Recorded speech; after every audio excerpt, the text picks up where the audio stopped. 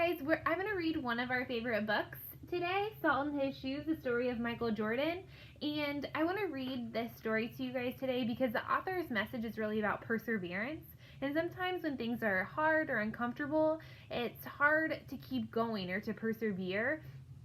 And I just kind of wanted to remind you guys of how well you guys persevere and the importance of keeping going and staying positive and doing your best work even when it's really hard or even when there's distractions around you. So we're going to read this book today. I think it's a really good inspirational story to remind us about perseverance. So here we go, Salt in His Shoes. And I'm going to try to do a really good job showing you guys the pictures because the pictures are really amazing in this book. Here's Michael Jordan, first page. Michael loved to play basketball. Every Saturday he followed his older brothers, Larry and Ronnie, to the park, hoping that they would let him play. And if one of the guys who usually played with him didn't show, they always did. But there was one problem. His name was Mark, and he was the tallest boy on the court. "What's the matter, Mikey? Too short?" Mark flapped his arms in Michael's face. "Over here," shouted Larry, but when Michael threw the ball, Mark's own long arms came out of nowhere and knocked the ball away. It flew into the hands of a player on Mark's team. He made the basket, and the game was over, just like that.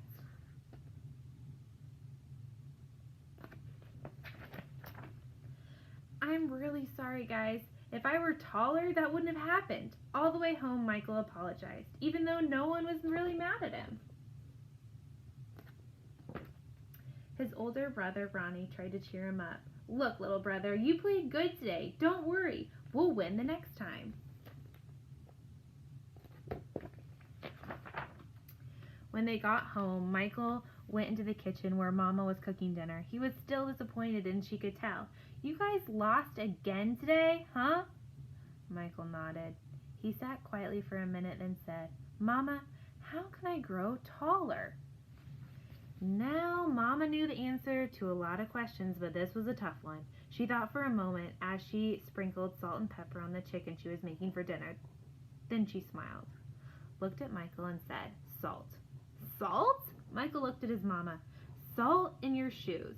We'll put salt in your shoes and say a prayer every night. Before you know it, you'll be taller," she replied.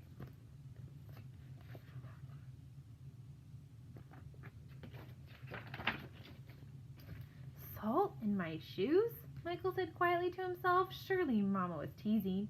He sat staring out the window, trying to figure out how salt was going to help him grow.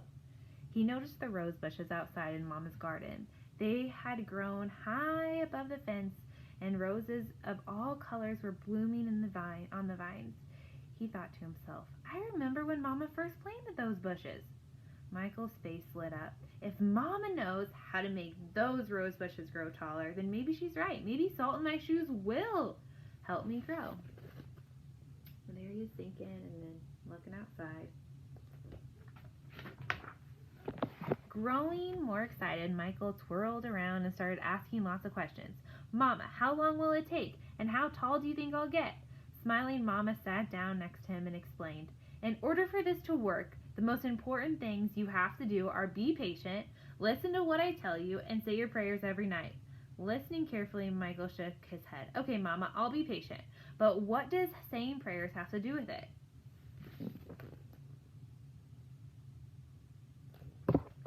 "Everything," Mama replied. She hugged him. "Now go wash up and tell your brothers and sisters to get ready for dinner." Michael dashed out of the kitchen, almost knocking over his father, who was walking in. "What's he up to now?" asked Daddy. "Oh, the usual," laughed Mama. "Chasing a dream." Michael's just chasing a dream. Later, during dinner, Mama noticed that Michael was barely eating anything. He was already daydreaming about being taller. "Michael, first things first. You won't grow if you don't eat, especially your vegetables," Mama said. "But I'm not really hungry," he said. Raising her eyebrows, Mama gave him a stern look. Slowly, Michael picked up his fork and began to eat. Minutes later, his plate was clean, and he was asking for more. That evening at bedtime, Michael set his favorite game shoes on the floor next to the growth chart hanging on his wall. Then he put on his pajamas and said his prayers and jumped into bed. When Mama came in, Michael was fast asleep. By the look on his face, she could tell he was already playing basketball in his dreams. Standing by his bed, Mama sprinkled salt in his shoes. Then she said a prayer quietly over him, as she did all of her children.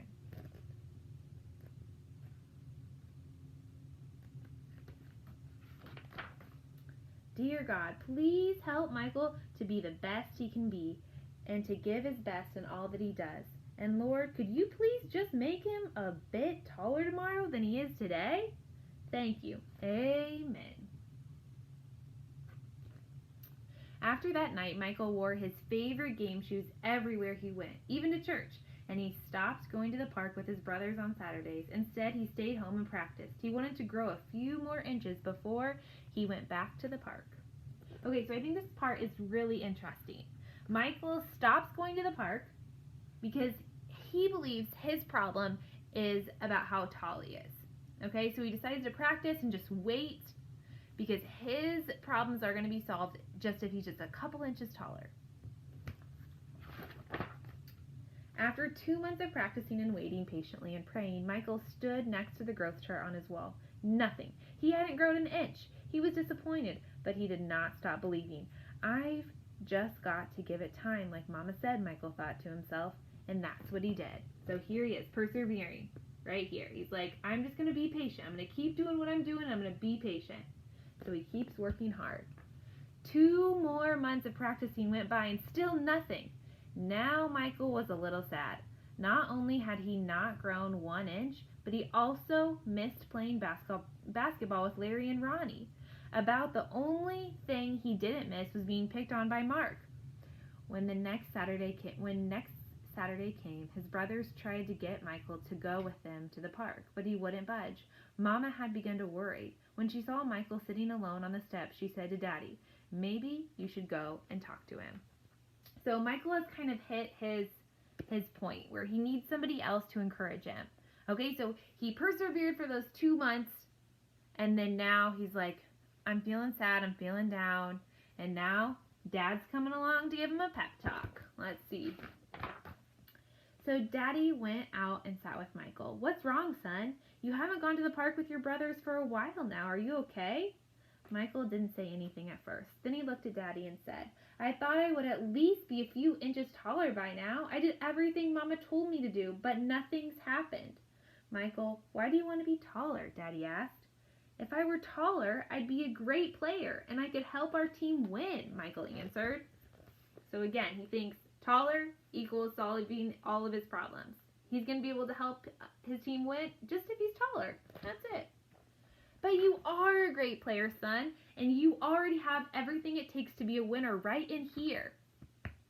Daddy tapped Michael on his chest. Being taller may help you play a little better, but not as much as practice, determination, and giving your best will. Those are the things that make you a real winner. Michael thought about what Daddy said for a minute. Then suddenly he jumped up and took off. Where are you going? Daddy yelled after him. I've got a game today, and I'm late, Michael yelled.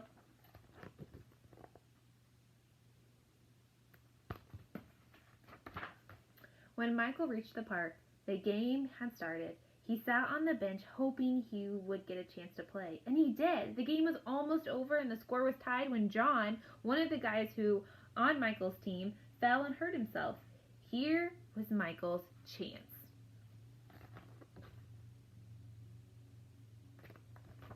Michael joined his team in the huddle as they gathered on the sideline for a timeout. Okay, the game is tied. All we need is 1 point. Who wants to take the shot? Ronnie asked. He looked in Michael's direction, feeling more confident than ever. Michael said, I'll do it. When the whistle blew and the game began again, Mark began to pick on Michael as usual. Still trying to play with the big boys, huh? Mark taunted, but Michael paid him no attention. Taller or not, he had been practicing, and today he was determined to win. Larry threw the ball inbounds to Michael. Michael caught it, bounced it for a moment, and then took off running. As he approached Mark, Michael shifted to his right. Mark followed, but while he was still shifting, Michael spun to his left. He stepped behind Mark and shot. The ball arced far above his opponent's hands and fell silently through the hoop. 2 points. The game was over. Michael's team had won. It was just as Michael had dreamed. When he realized what he had done, Michael took off running and didn't stop until he reached home.